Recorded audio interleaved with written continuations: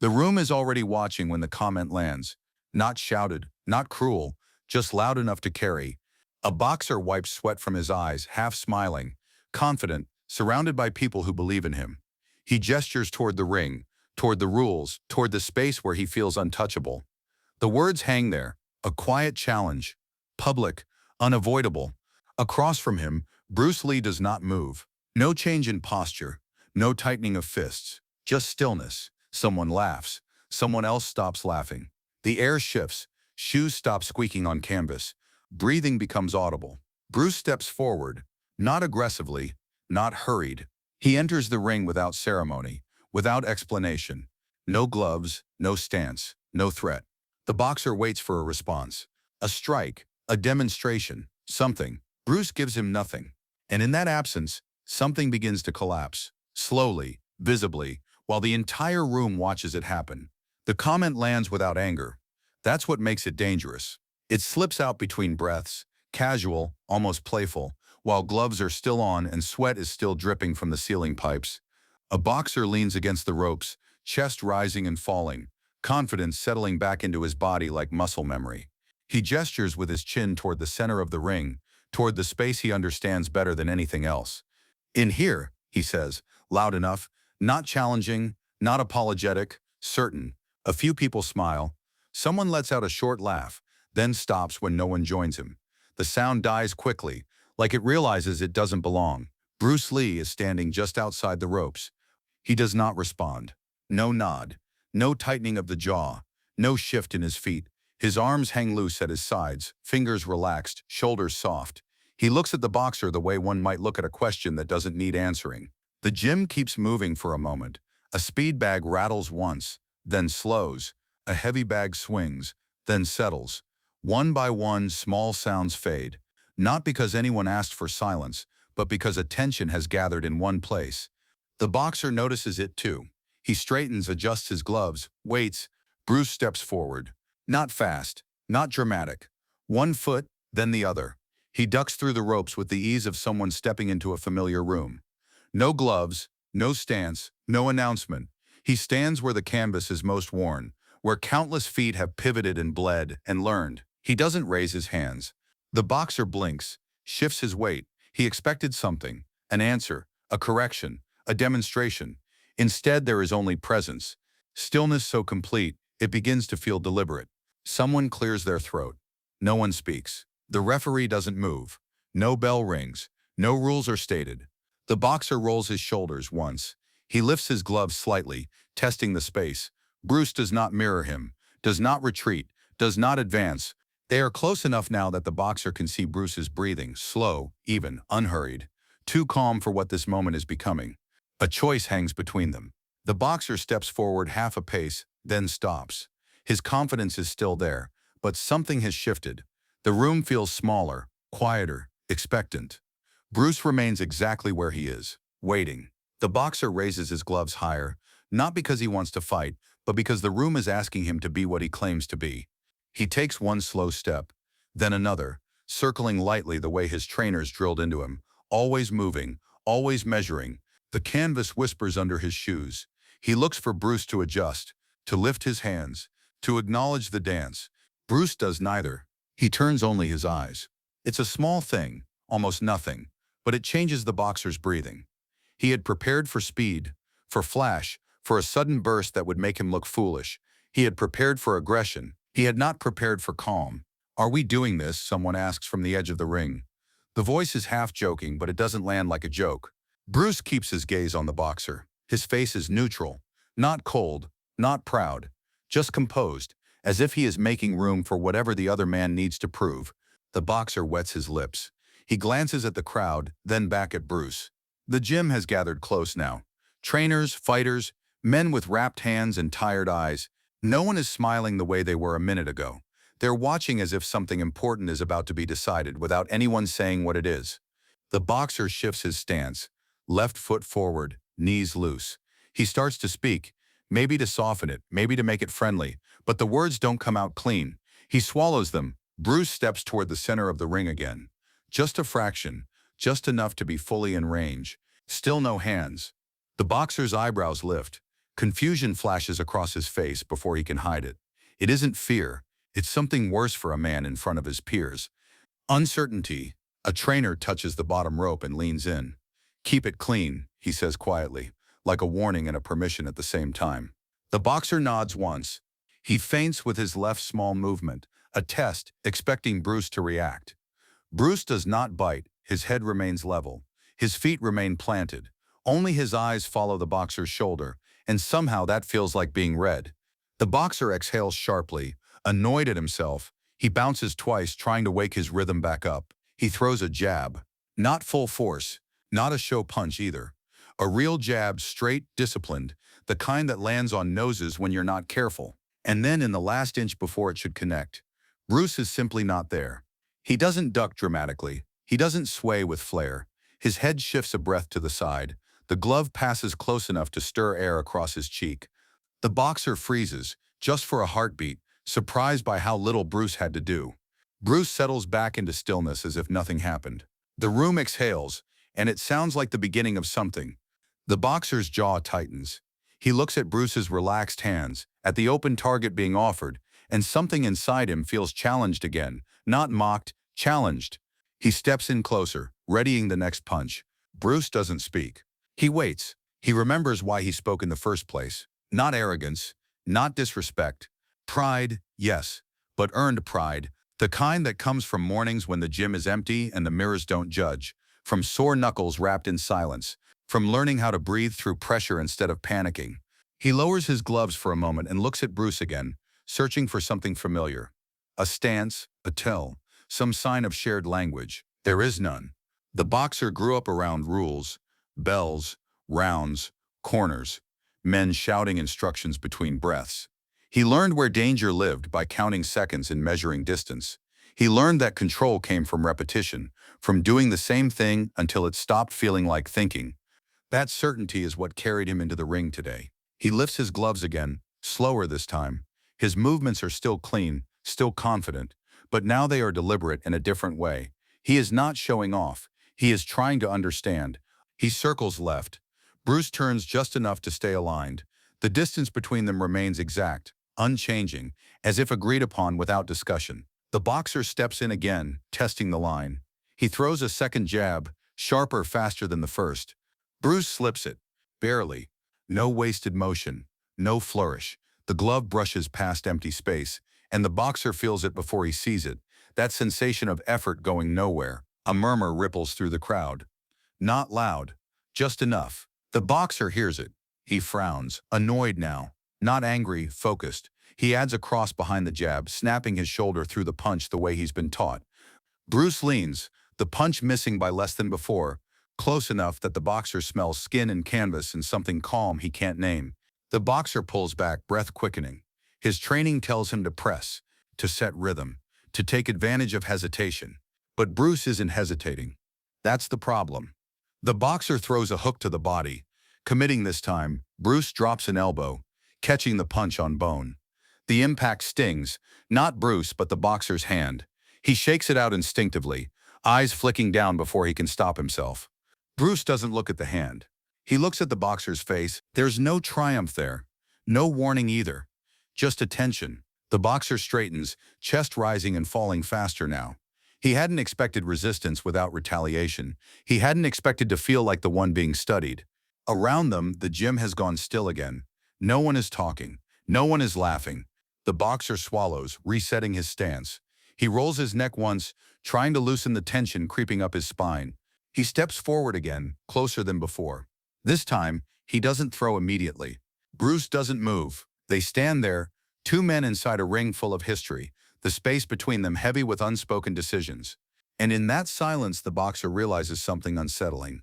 He is no longer sure who is being tested. The crowd senses it before the boxer does. Something has shifted, not in speed or strength, but in balance. The boxer steps forward with intention now, not bravado. His shoulders square, his chin tucks. He commits. This time, there is no probing jab. He launches a combination. Jab, cross, hook, clean. Practiced, sharp. The kind drilled into muscle until thought gets out of the way. His feet move with it, cutting the ring, narrowing space. For a moment it looks right. It looks familiar. Bruce doesn't retreat. He pivots, a small turn of the hips, a half step that doesn't even wrinkle the canvas. The jab misses, the cross slides past air. The hook cuts through where Bruce's head was an instant earlier. Bruce ends up inside the boxer's range, closer than expected, standing at an angle that feels wrong. The boxer has to turn to face him. That turn costs time. He throws again, shorter punches now, tighter, trying to crowd Bruce. Bruce raises his hands for the first time, not to strike, but to touch. His palms meet gloves softly, redirecting them, guiding force away instead of stopping it. The boxer feels it in his arms. Not impact, guidance. It's unsettling. He steps back half a pace, trying to reset, but Bruce follows, only enough to keep the same distance, the same pressure, without threat. Always close, always calm. A bead of sweat runs into the boxer's eye. He blinks it away and hears his breathing too loud, too fast. He hasn't been hit, not once. That makes it worse. He feints again, trying to draw a reaction. Bruce doesn't bite. The boxer throws anyway, frustration creeping into his timing. Bruce slips, parries, turns. Every motion is smaller than it should be. Every defense arrives early. The boxer swings harder. Miss. Harder again. Miss. The crowd doesn't cheer. They don't gasp. They grow quiet in a way that presses in on the ring. The boxer feels it on his back like weight. He charges, trying to force contact, to make Bruce do something dramatic, something that explains all of this. Bruce steps aside and stops. Just stops. Hands down again, breath steady. The boxer nearly collides with him. Catching himself at the last second, he freezes, chest heaving, face flushed. He's close enough now to see the fine lines at the corner of Bruce's eyes, the calm there unbroken. For the first time, the boxer hesitates. Not because he's tired, because he doesn't know what the next right move is. He lowers his gloves slightly, confused, exposed. Bruce meets his eyes, says nothing. The bell rings late, almost forgotten. But neither man reacts right away. The sound hangs between them, weak compared to the silence that came before it. The boxer steps back at last, uncertainty settling where confidence used to sit. And the room understands, whatever this is, it's no longer a demonstration. It's a decision waiting to be made. Time stretches in a way the boxer doesn't recognize. There is no clock he can feel, no count in his head, just the sound of his own breath and the weight of eyes pressing in from all sides. He wipes his mouth with the back of his glove, then lets his hand fall. Sweat drips from his chin onto the canvas, darkening a spot that wasn't there before. Bruce stands a few feet away, still, not resting, not recovering, simply present, as if the pause itself belongs to him. Someone near the ropes shifts their feet. The sound feels too loud. A trainer starts to say something, then stops. No advice fits this moment. No instruction applies. The boxer rolls his shoulders again, slower now. He looks around the ring, almost expecting the space to tell him what to do next. It doesn't. The ring has stopped being familiar. It feels narrower, quieter, like it's waiting for him to reveal something he didn't plan to show. He looks back at Bruce. Bruce's posture hasn't changed. His hands hang loose. His face is open, unreadable. Not inviting, not dismissive, just there. The boxer takes a breath and lets it out through his nose. He nods to himself, once, as if making a private decision. He raises his gloves again, but there is no snap in the movement this time. It's careful, measured. He steps forward. Bruce does not retreat. They stand almost chest to chest now, closer than before, close enough that the boxer can feel Bruce's breath brush his skin. It's calm, even unrushed. The boxer lifts one glove, hesitates, then lowers it again. His jaw tightens. He looks frustrated, not at Bruce but at the space between them, at the problem he can't solve. Around them, the gym feels suspended. No one coughs. No one shifts. Even the old building seems to hold still, beams and chains frozen in attention. The boxer swallows. He opens his mouth as if to say something. Anything, but no words come out clean. Whatever he might say feels too small for what's happening. Bruce tilts his head slightly. It's not a challenge. It's not approval. It's patience. The boxer feels it like pressure on his chest. He realizes suddenly that the pause is no longer neutral. Every second he does nothing, something is happening anyway. His confidence is draining quietly, without impact. He takes a step back. Just one. The room notices. Bruce doesn't follow. That's when it becomes clear, not to the boxer alone, but to everyone watching, that the moment has turned. Whatever this was meant to prove is slipping away, not with noise or force but with stillness. The boxer lowers his gloves completely now, breathing hard, eyes locked on Bruce as if seeing him for the first time. And Bruce remains where he is, waiting. The boxer exhales slowly and looks down at his gloves. They feel heavier than they did a few minutes ago. Not from use, from meaning, from everything they were supposed to represent. He lifts his head again. "All right," he says, voice rough, barely carrying past the ropes. It isn't surrender. It isn't bravado. It's an admission that something unexpected has taken hold of him. Bruce does not respond. No nod. No step forward. No acknowledgement at all. The refusal lands harder than any punch could have. The boxer straightens, irritation flickering across his face. He gestures with one glove, open-palmed, almost inviting. "Come on," he says, trying to pull Bruce into the familiar shape of things. "Show me." Bruce stays where he is. He lowers his gaze, not away from the boxer but downward to the space between them. The canvas, the scuffed lines, the worn center where countless men tried to prove something with force. The boxer waits for the strike that never comes. Seconds pass. Someone shifts near the ropes. The sound echoes too loudly. The boxer's jaw tightens. He steps forward again, closing the distance, frustration pushing him past caution. He raises his gloves, opening his stance just a little, an invitation, whether he realizes it or not. Bruce takes a single step, not toward the boxer's head, not toward his body, to the side. It's subtle, almost dismissible, but the angle changes everything. The boxer turns to follow him and realizes, too late, that he has been guided into empty space. His balance wavers for half a breath. Bruce reaches out, not to strike. Two fingers touch the boxer's forearm, light as air, not a push, not a grab, just contact. The boxer freezes. The touch shouldn't matter. It carries no force, no threat, and yet it stops him completely. His body reacts before his mind does, locking in place as if waiting for something worse that never arrives. Bruce withdraws his hand, steps back. The boxer remains still, heart pounding, eyes wide now, not in fear but in recognition. He understands in that instant what Bruce has been refusing to do. He could have ended it. At any moment, the boxer lowers his gloves, slowly, deliberately, the gesture rippling through the room. No one speaks. No one needs to. Bruce inclines his head. Not in victory, not in judgment, just acknowledgement. The boxer lets out a breath he didn't realize he was holding. He looks around the gym, then back at Bruce, and for the first time there is no performance left in him. Only respect, and something else, relief. The boxer steps back until the ropes touch his shoulders. He doesn't lean into them. He doesn't sit. He just stands there, gloves hanging at his sides now, chest rising and falling as if he's come out of deep water. His eyes never leave Bruce. The room feels different. Not quieter, clearer, like something that had been buzzing in the air has finally gone still. Bruce takes a breath, slow, measured. He turns slightly, just enough to show he isn't claiming the center anymore. The movement is small, but it releases something in the crowd. A few men shift their weight. Someone lowers their hands from the ropes. The tension doesn't vanish. It settles. The boxer swallows. His voice comes out softer than he expects. "I didn't feel anything," he says, not complaining, trying to understand. "I kept waiting for it." Bruce meets his eyes. Still says nothing. That silence answers the question more clearly than words ever could. The boxer nods once, to himself. He presses his tongue against his teeth, a habit from long training sessions when frustration builds. He looks down at the canvas again, at the scuffed center where he thought certainty lived. When he looks back up, his expression has changed. The tightness in his jaw is gone. His shoulders drop. The fight posture leaves his body completely. He pulls one glove off, then the other. The sound of leather hitting the canvas is loud in the quiet gym. A few people inhale sharply.